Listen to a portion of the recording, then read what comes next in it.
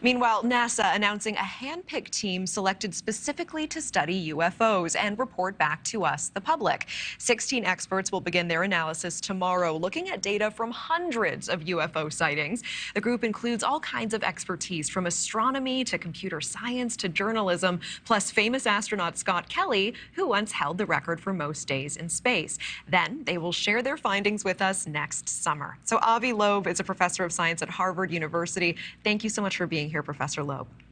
Thanks for having me. What are you hoping will come out of the UFO researching team at NASA?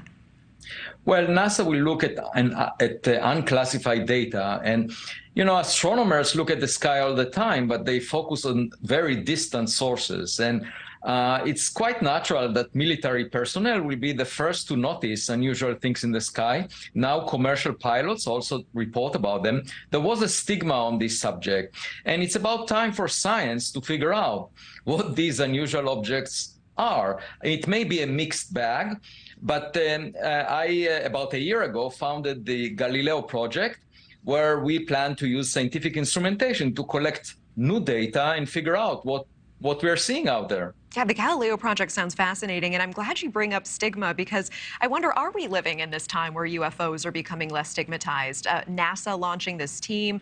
We know Harvard researchers, Harvard scientists are getting to unfetteredly look at this. The Pentagon saying that it reports it receives sightings that are frequent and continuing. Is stigma just getting less and less around this topic?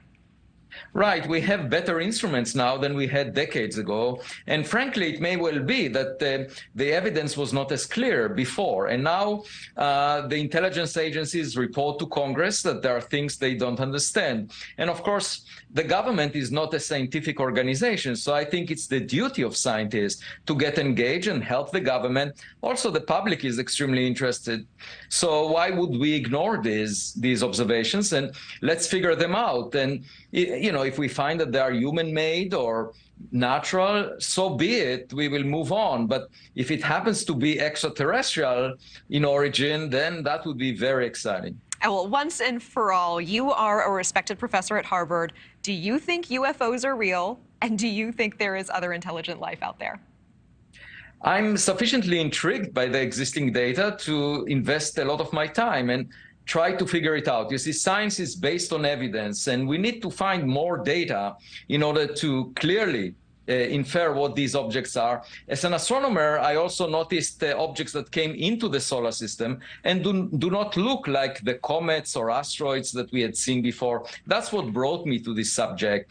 So, it's possible that there are probes visiting the solar system, and we just need to look at them and figure out what they are. That was a very smart answer from a smart man. I'm going to ask you one more time. If you were a betting man, knowing what you know now, do you think UFOs are real and extraterrestrials exist?